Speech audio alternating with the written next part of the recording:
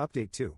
My dad gave my brother $120,000 for his degree but refused to help me start my business. Now when the business is doing good he is begging me for the money that I never owed him. I had made it very clear in the divorce that I did not want to be with my dad at the same time as my brother because that would be a total nightmare. My mother agreed with it, so she got her lawyer to work out the terms. Even though my dad was not happy about it because he believed that it was important for me to bond with my brother, I thought that it was impossible for me to bond with a monster like him.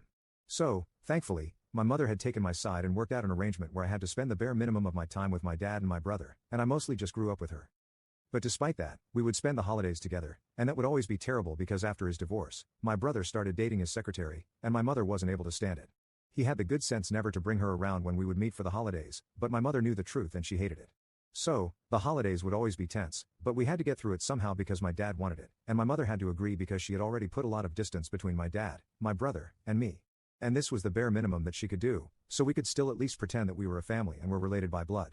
And that is why we would try to get along, but that was just all on the surface. Deep down, none of us really liked each other, and both my brother and I had chosen which parent we liked more, and so had our parents, which is really not right. So, I guess it's safe to say that my family was pretty dysfunctional, and I had a very weird childhood. Nevertheless, I continued to stay in touch with my dad even after I found out the truth in my senior year because my mother had told me that apparently, he was the one who was going to pay for me to go to college.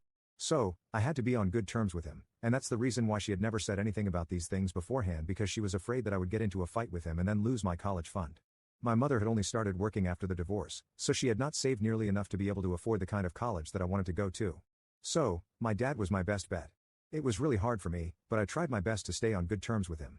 It all turned out to be pretty futile though because apparently, I never even had a college fund to begin with, and my dad continued to mistreat me and talk down to me.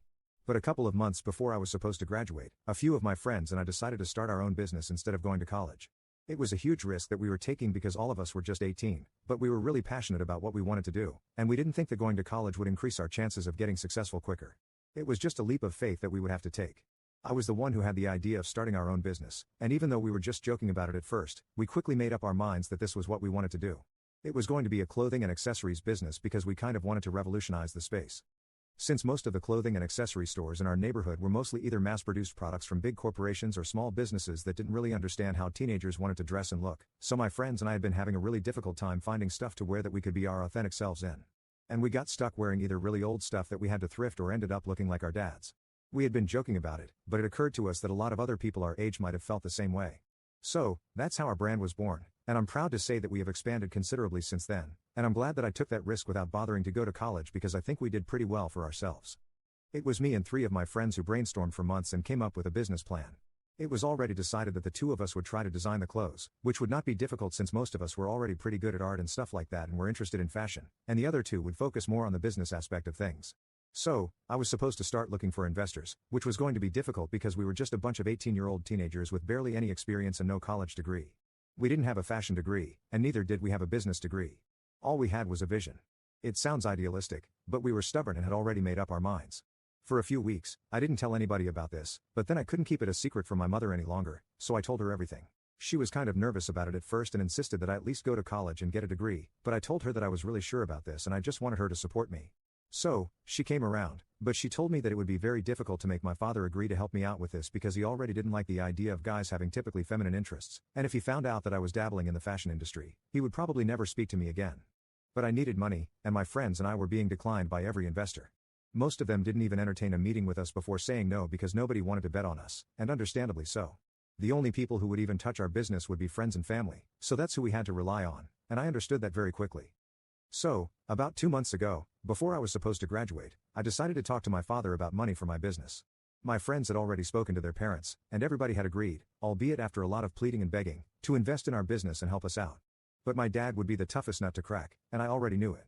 Of course, first, I had to tell him that I hadn't applied to any colleges at all because my friends and I had started working on our own brand, and that's what we wanted to go ahead with and that's what I needed my college fund money for. When I first told him about it, that I was not going to college, he didn't seem to care and said that he was fine with whatever I did. But when I told him that I would need the money from my fund to fund my startup, he told me that he didn't have any money set aside for me because he was serious, not even kidding, about not caring about what I did. Hat was when I found out that I never even had a college fund to begin with because everything that he had already spent on my brother who went to medical school. My brother started 4 years before me, and I knew that he went to medical school.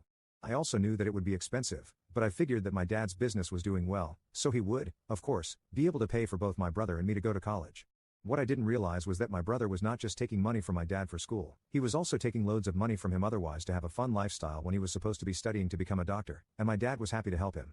He told me that he had written a check to my brother around the time that he left for medical school and given him his entire life savings that he had been setting aside. It was a huge amount, almost $120,000, and he had just given it all away. Since then, he had been living off of his salary, and he didn't mind it one bit. He had also assumed that I would not be going to college, something that he was right about but for all the wrong reasons, which is why he had never bothered to save for me or even tell me that I didn't have a college fund. He explained to me that day that he just believed that Eric was his brighter son, and he had never expected that somebody as stupid as me would even bother to want to go to college, let alone get in anywhere. I had proved him right by not applying and deciding that I was going to start a business because apparently this is exactly what he had expected of me. I thought that he was kidding or something, but after a few minutes, I realized that he was being serious and he had actually given his entire life savings to Eric to spend, and he had nothing for me. I completely flipped out at him because not only was I upset that he didn't even think to set aside any money for me, he had called me stupid and had called Eric bright.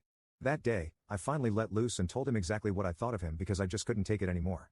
I had expected him to help me out just a little, and I was going to pay him back once my business started making money, but he couldn't even do this much for me because he was just that selfish and hated me enough. I was inconsolable because even though I had always known that my dad didn't like me and he liked Eric way more, I hadn't seen this coming.